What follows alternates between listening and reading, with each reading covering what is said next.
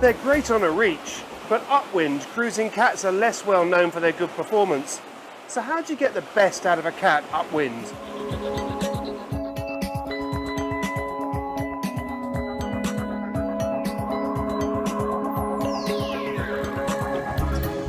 So tell us about the basics of making a cruising cat go upwind. Well, I think the first thing to say is don't expect miracles in terms of the angle you're sailing. It won't be as good as a monohull. The keels, centerboards or keels, whatever you call them, are not very efficient.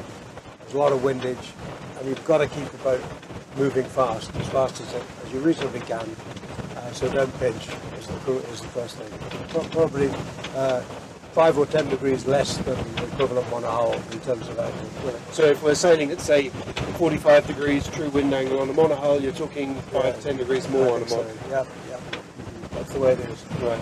And how do you get a feel for that sweet spot? How do you know when you've got it right? Can you look at the instruments? Can you? Yeah, I mean, I think circumstances that we're in here, there's no other boats around. Earlier on there was one we were looking at, and when you see another boat you do start tweaking things and looking for differences. I think you build up a picture over a period of time. You've got to expect to do that and take it all in, allow your instincts to work. And I guess if you're using a chart plotter and you've got a track on there, that's probably a good way of seeing. Absolutely great. That's something you can do very easily now. And at the end of the day, if you've made 3 or 4 tacks, particularly in these waters where there's not much in the way of current, you can get a real good feeling for what's happened. And as far as sail settings are concerned, and say jib cars, and what are the basics? How can you sort of help improve the situation? Trial and error. I think trial and error. Don't oversheet. That's all. And very often, I think it's the same on other boats as well. If you try something, sometimes the unexpected works quite well. Like you start opening out the top of the sail in a way that seems unrealistic, and the boat's going faster. So believe what you see. Right. Good. We'll try a bit of that.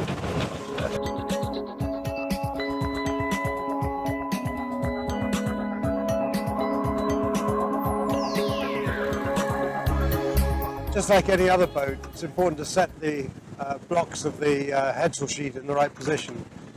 As you can see it now, it's clearly far too far forward. The leech of the sail is too tight, and there's this great big bag on the foot. So we'll adjust it, and you'll see immediately that it improves the look of the thing, and obviously the efficiency as well.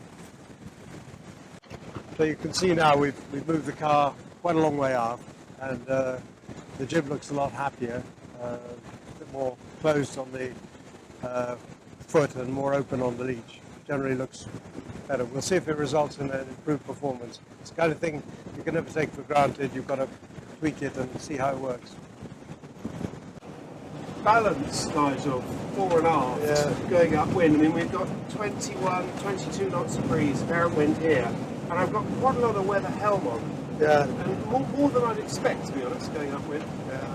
Well,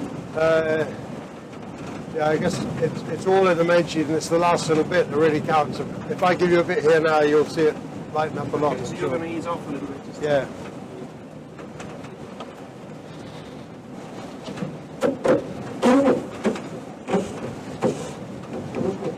The difference straight away, actually. Yeah. We had about 8 or 10 degrees rudder angle on, actually, just to try and keep the boat in a straight line. And now you've only eased it a few feet, but we're right down to just a couple of degrees. It's dead easy. The other thing I've noticed is that if you undersheet the jib, so if we ease the jib off just a little bit, then that weather helm comes back on really, really quickly. That's about 6 inches. Okay, yeah. I'm already starting to get the helm coming on now. So as that jib is eased out and it's not really set properly, the luff's blowing back a little bit. I can feel it.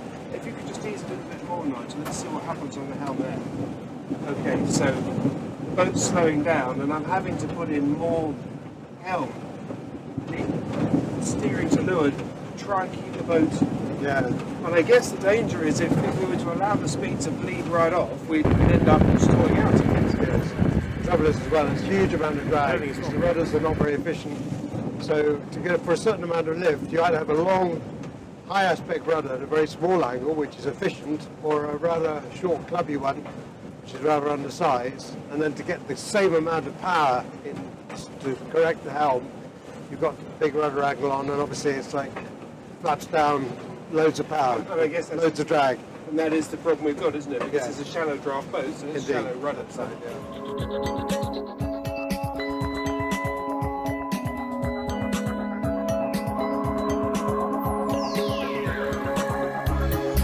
Like most modern cruisers with furling headsails, I guess it's a lot more convenient just to pull out the headsail and motor sail. But is that the case with a multi-hull? Can you do the same thing? Yeah, there's no reason why it'd be any different, really. I mean, the object is obviously to save a bit of fuel, maybe go a little faster, and if there's any sea around, it can obviously just help make that a bit smoother, that's all. But so at the moment we're doing just under 6 knots, or thereabouts, about just over, 1650 revs on the engines, and we'll just see what happens to it if we get it out. Okay, let's go then, let's unroll.